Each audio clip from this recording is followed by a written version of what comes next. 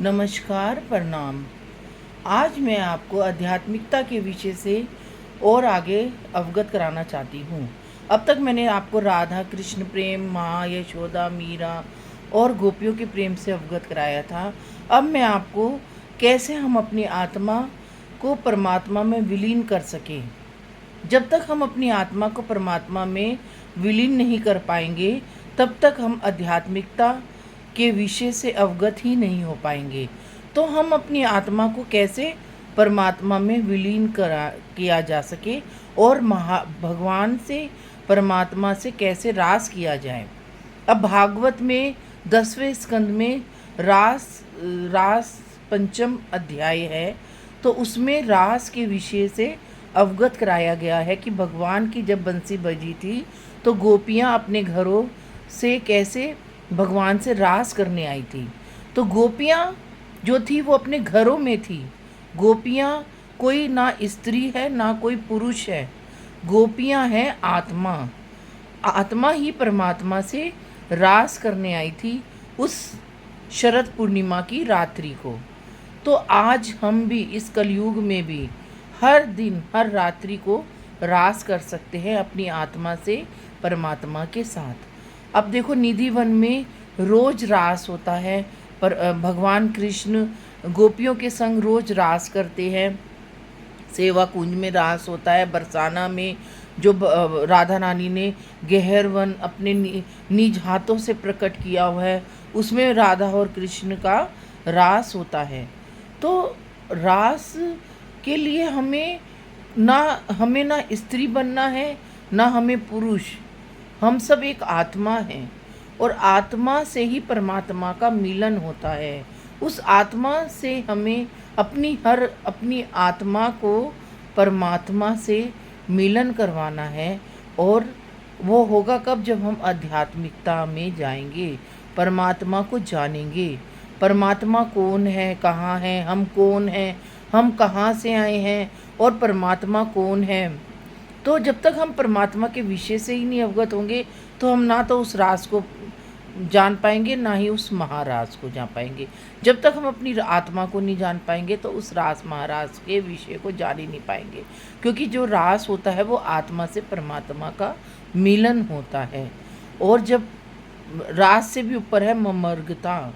ममर्गता विषय भी एक आध्यात्मिकता की एक पूर्ण सीढ़ी कह लो, या काफ़ी वो गहरा अनुभव कह लो। क्योंकि ये सब जो मैं आपको बता रही हूँ, मैं अपने अनुभव, अपनी अनुभूति के से समझ कर कह रही हूँ। क्योंकि मैं जो भी आपको जिस भी विषय से मैं अवगत कराती हूँ, जो भी मैं आपके सामने प्रकट करती हूँ, वो मैं श्रीमद् भागवत महापुराण से ही प्रेरणा लेकर आप सबको इस चीज़ से अवगत कराती हूँ। क्योंकि जो भी मैं आपको अवगत कराती हूँ वो सब श्रीमद् भागवत महापुराण में है। और श्रीमद् भागवत महापुराण से ही मुझे प्रेरणा मिली है। श्रीमद् भागवत महापुराण ही मेरी गुरु है, जिससे कि मुझे भागवत जैसे विषय से अवगत हुई हूँ। क्योंकि मैं भी एक गृहिणी हूँ, मैं भी एक संसारिक जीव हूँ। ना मैं आश्रम में रहती हूँ, ना ही मैंने कोई तपस्या करी है। लेकिन परमात्मा की कृपा ऐसी हुई कि मैंने भी गृहस्थ जीवन में रहकर और इस आध्यात्मिकता के जीवन को अपनाया है और उसको अपना रही हूँ जितना मेरे से हो सकता है। क्योंकि हमें ये नहीं पता कि हम भक्ति में हम क्या हैं, हमारी मंजिल क्या है, हमारा गंतव्य क्या है और हमें जाना कहाँ है। ये सब हमारा तय करता तो परमात्मा ही है। क्योंकि उस आत्मा तो सूक्ष्म रूप शरीर में ही है विराजित। तो वो जो सूक्ष्म रूप शरीर है वो ही हमारी आत्मा है। जब तक हमारे शरीर में आत्मा होती है तब तक ही हमारा शरीर संचारित होता है। जैसे ही हमारे शरीर से आत्मा चली जाती है हम बेजान हो जाते हैं। तो हमारे शरीर का कोई औचित्य नहीं है। हमारा शरीर तो एक हाड मांस का पुतला है और उसको संचारित करती है आत्मा, और आत्मा को संचारित करता है परमात्मा। तो आत्मा और परमात्मा के मिलन का जो विषय है वो ही आध्यात्मिकता का विषय है। तो गोपियों ने प्रेम किया आत्मा से परमात्मा, राधा कृष्ण का जो प्रेम है वो भी आध्यात्मिकता वाला प्रेम है। तो हमें आध्यात्मिकता में जाने के लिए राधा जी को जानना बहुत ज़रूरी है, गोपियों को जानना बहुत ज़रूरी है, भगवान कृष्ण को जानना बहुत ज़रूरी है, क्योंकि इनसे इन्हीं की ही लीलाओं से ही रास और महारास की उत्पत्ति हुई है, और रास और महारास में प्रवेश भी राधा रानी के द्वारा ही होता है। जब तक राधा रानी की अनुमति नहीं होती, हम रास जैसे विषय से अवगत ही नहीं हो पाते हैं और ना ही हम उसमें प्रवेश कर पाते हैं।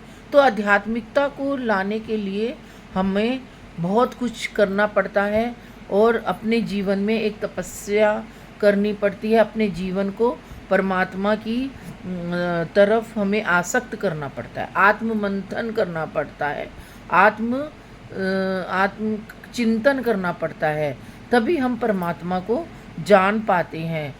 अब मैं जो आपके सामने व्यक्त कर रही हूँ, ये मेरा 1 या 2 सालों की तपस्या नहीं, ये मैं 30 सालों से कर रही हूँ, और ये इस जन्म की नहीं, जन्म जन्मों की तपस्या का फल होता है।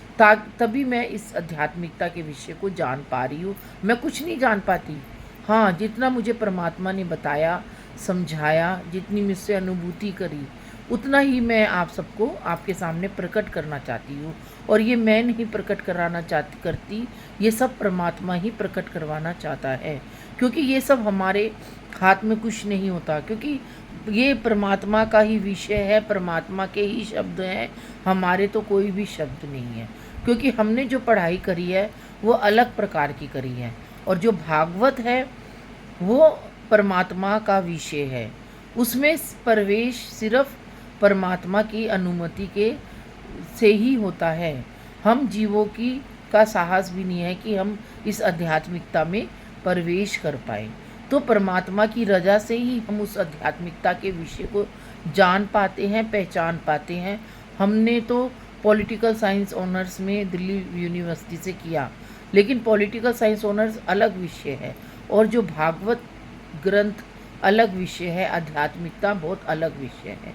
जब हमें इसमें प्रवेश करना होता है, या हमें प्रवेश परमात्मा के द्वारा ही मैंने भी प्रवेश किया।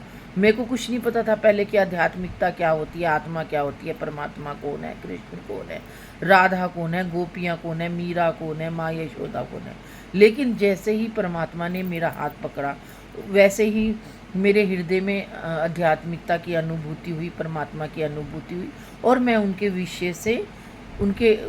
विषय से अवगत होती रही, और होते होते मैंने भागवत जी में डिप्लोमा किया और द्विविषय पाठ्यक्रम में डिप्लोमा किया, और उसी आध्यात्मिकता, उसी भागवत ग्रंथ से ही प्रेरणा लेकर मैं आपको इस विषय से अवगत करा रही हूँ। आज के लिए इतना ही। आगे मैं आपको आध्यात्मिकता में हम कैसे प्रवेश करें उस विषय से आगे और अवगत कराती रहूँगी। नमस्कार, राधे राधे।